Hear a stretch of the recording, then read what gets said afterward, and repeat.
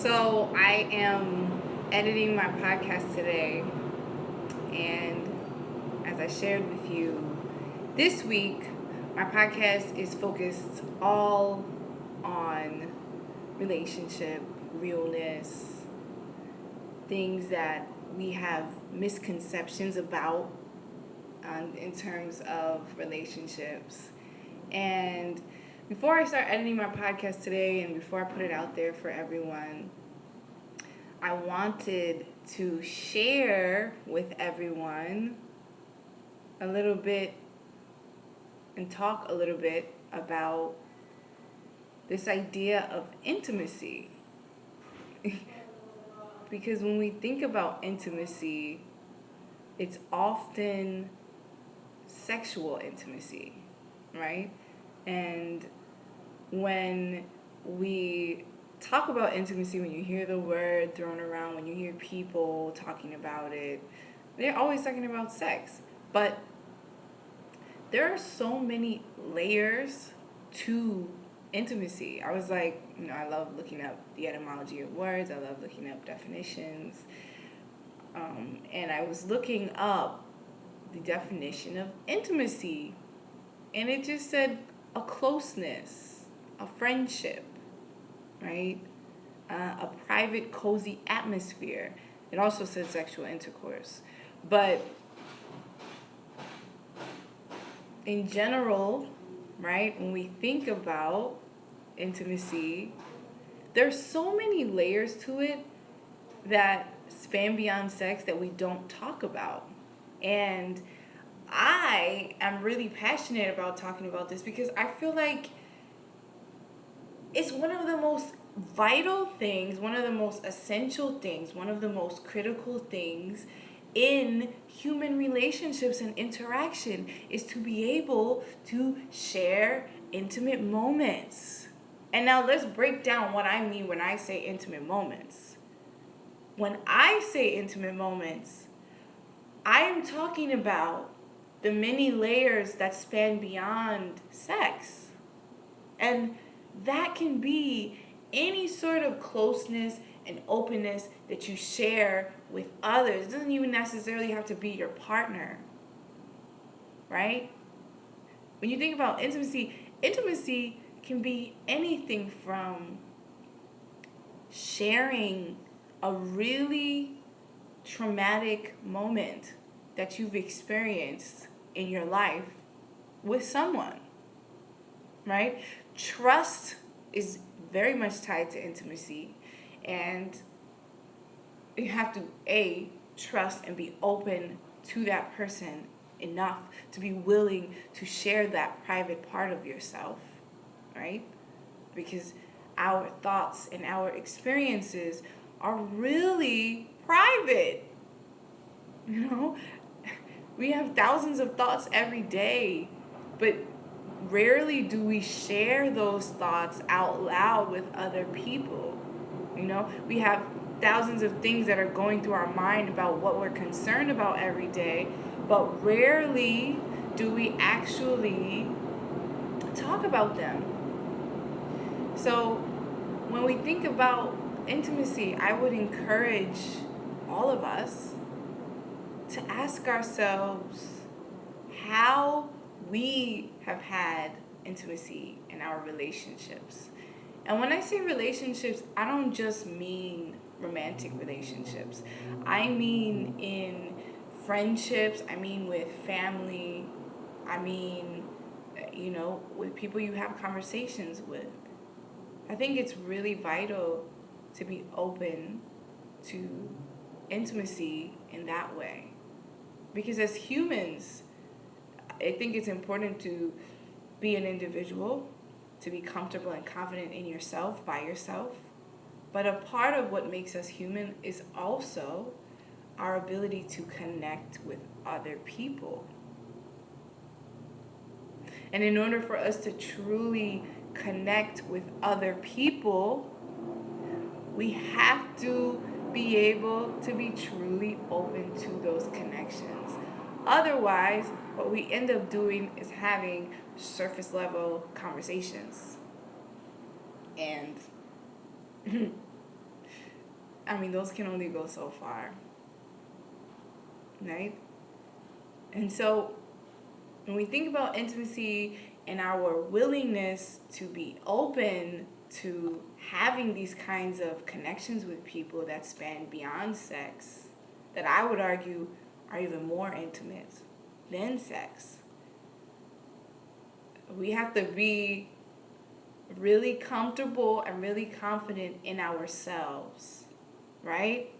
And in order to do that, in order to be able to be that way, in order to be able to have intimacy with other people, we have to be able to have intimacy with ourselves first, honey.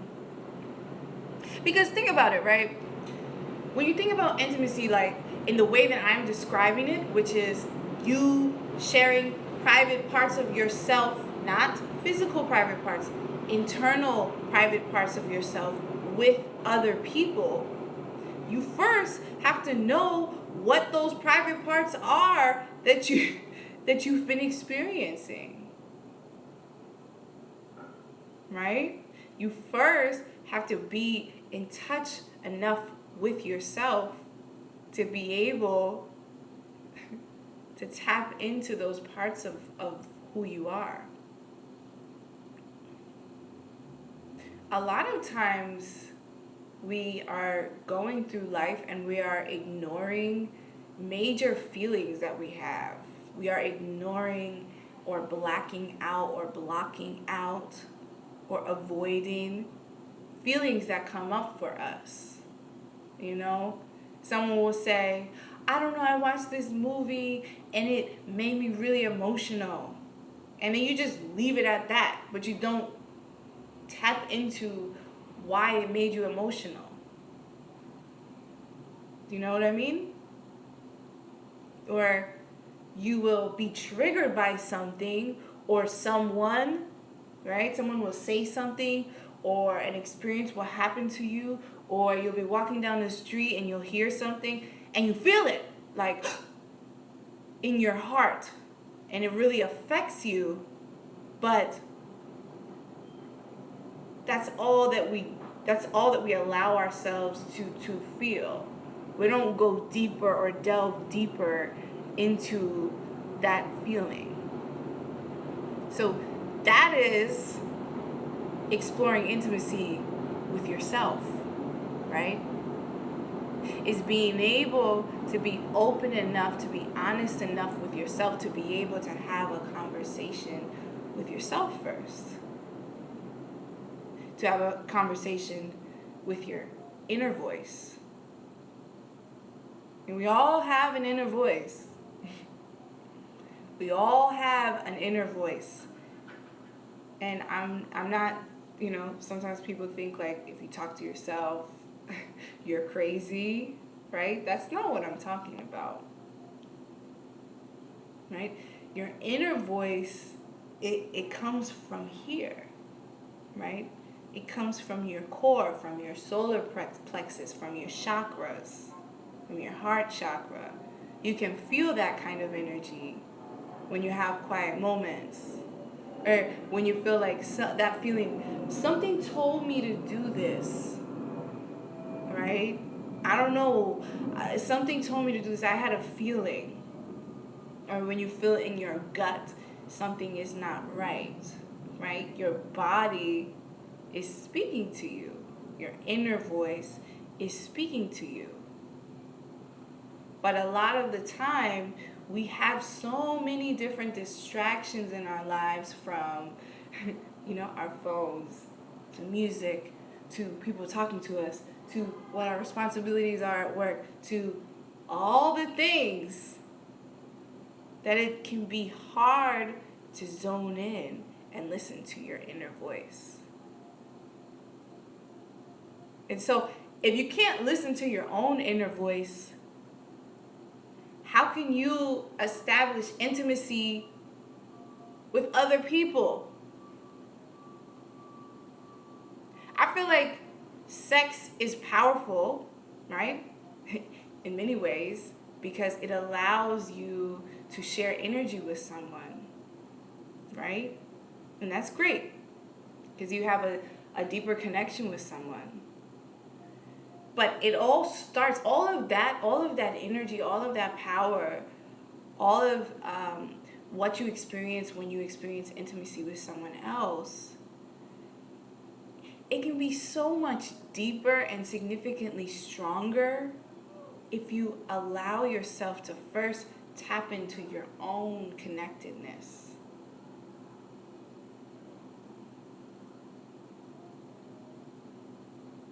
And so, okay, how do you tap into your own connectedness? How do you tap into your own intimacy? How do you become and develop and build an intimate relationship with yourself? Yeah, that's a really good question, right? You start by first being honest and listening to yourself. A lot of us are indecisive. I know that being indecisive has been something throughout my life that has come up repeatedly because I wasn't allowing myself to listen to my own voice. I didn't even know how to hear it. I didn't even know how to tap into it. I didn't even know where to find her, my inner voice. So when you think about intimacy, first think about how you can connect with yourself. How you can listen to your own voice. When we are indecisive about things, when we can't make decisions, there's two reasons. The first reason that I've learned for myself personally is because I'm not clear. I don't have clarity on what it is that I'm feeling. The second thing is I don't have clarity because I'm not in touch with myself. Right? If you're not in touch with yourself, how can you be clear about what you want to do? And that stems back to when we're talking about physical or sexual intimacy. That's a physical act, and that can be really powerful and great. But there's a more spiritual part of intimacy that we really struggle with as human beings. And that is the inner intimacy we experience with ourselves first, and then once we can experience that with ourselves, then with others. But it requires this openness. And when I say openness, I mean a willingness to tap into the parts of yourself that may be hard to talk about. You know? It's like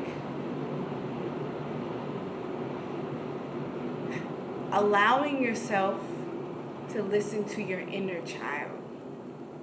A lot of the times when we're experiencing things, when we're experiencing relationships with other people, when we're having conversations, when we are going through life, we're still experiencing life from a level of our childhood that we haven't healed from. I'm going to say that again. A lot of times in our experience, in the present moment, through life, we are experiencing the present moment only to the degree of how much we've healed as children. Because remember, from the age of 0 to 7 years old, that's when we are formulating all of our programs about life and relationships. So honey, if you haven't healed as a child from opening up to your parents, let's say, and being rejected, then how have you been able, or how will you be able as an adult to open up to people now?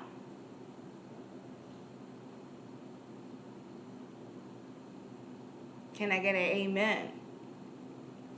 Come on, somebody. We are still dealing with life and with experiences from the level that we have healed. So, if you're still stuck as a 6-year-old, as a 7-year-old, or a 12-year-old in a situation that really shaped who you were, but you never got to recover from that, when you feel things, when things happen to you, you are still fighting them from that level of when you experience a traumatic thing. Let's say as a kid, for example, something happened to you. And you went home and you told your mom, or you told your dad, or you told your aunt, or whomever. You told an adult.